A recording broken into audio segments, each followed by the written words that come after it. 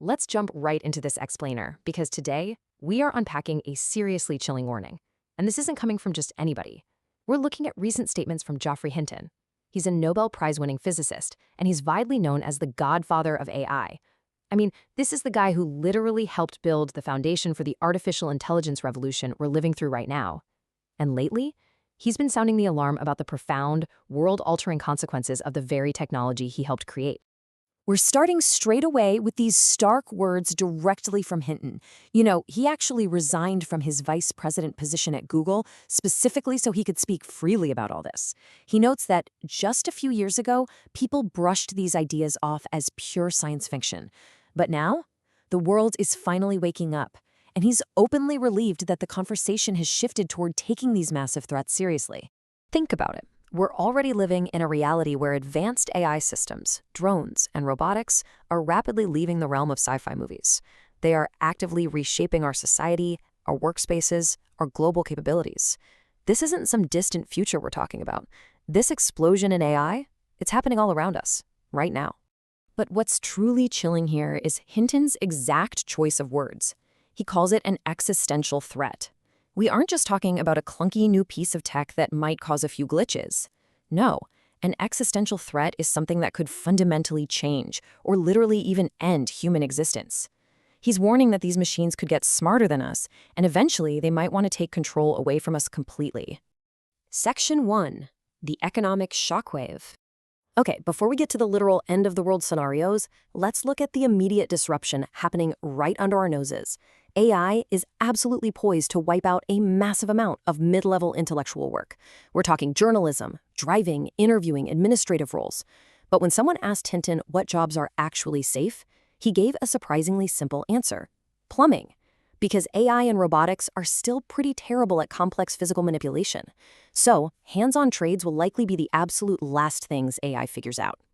And this leads us to a massive societal problem.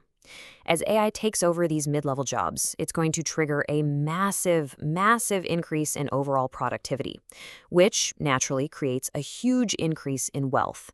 But Hinton warns that under our current systems, that wealth isn't going to be shared equally. It'll funnel straight to the top, vastly widening the gap between the rich and the poor. And historically, that kind of inequality dramatically increases the chances of severe political destabilization and the rise of populism.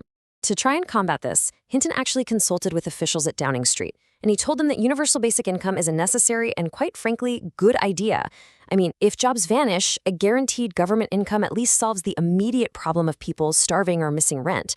But he also strongly cautions that just handing out money doesn't solve the deeper underlying societal issue. It doesn't replace the sense of purpose and self-respect that people naturally get from doing meaningful work.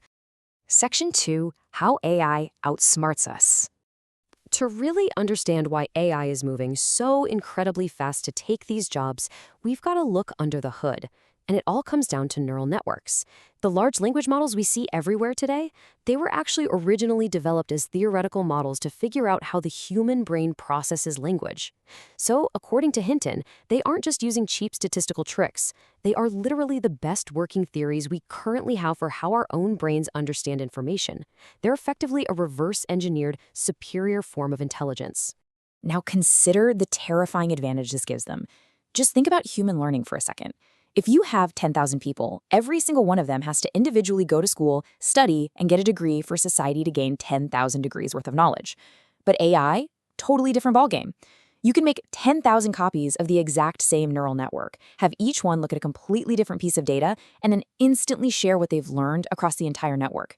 They share knowledge with a hive mind efficiency that we humans just simply cannot match.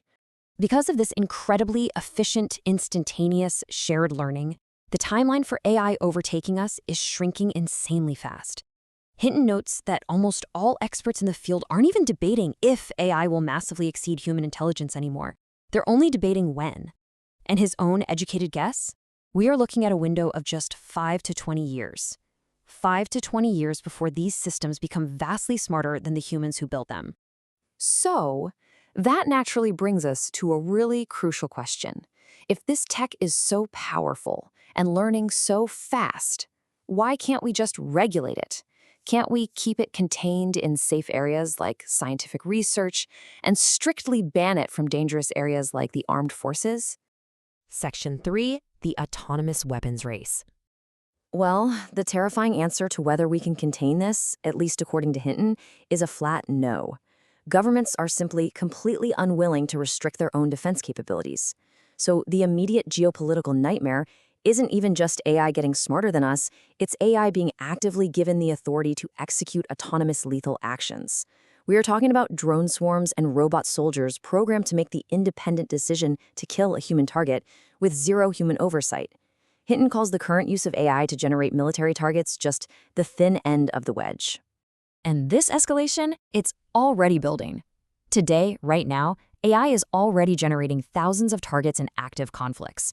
In the short term, the pressure of a global arms race, honestly very much like the Manhattan Project, is going to force superpowers to develop fully autonomous robot soldiers.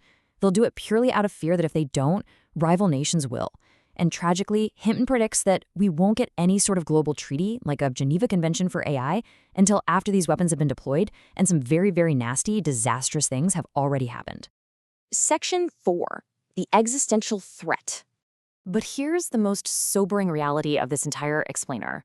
A military arms race, as horrific as it sounds, is merely the appetizer. The final ultimate threat emerges when a super intelligent system decides to go rogue. Think about it. When you build a system that learns faster than you, processes way more data than you, and eventually outsmarts you, there is a very real possibility that it will begin operating entirely outside of the rules you gave it. It might just decide it no longer wants to be subservient and actively try to take control away from its human creators. Now, while some experts believe AI will happily remain our obedient tool, others are utterly convinced it will take over. Given this spectrum, Hinton has made his own calculation. He believes there is a literal coin flip, a 50% probability that in the next 5 to 20 years, humanity will have to confront an AI system that is actively trying to take over. 50%. Let that sink in. And because massive tech giants are currently locked in this ruthless, competitive race for market dominance, they're heavily incentivized to sacrifice safety for speed.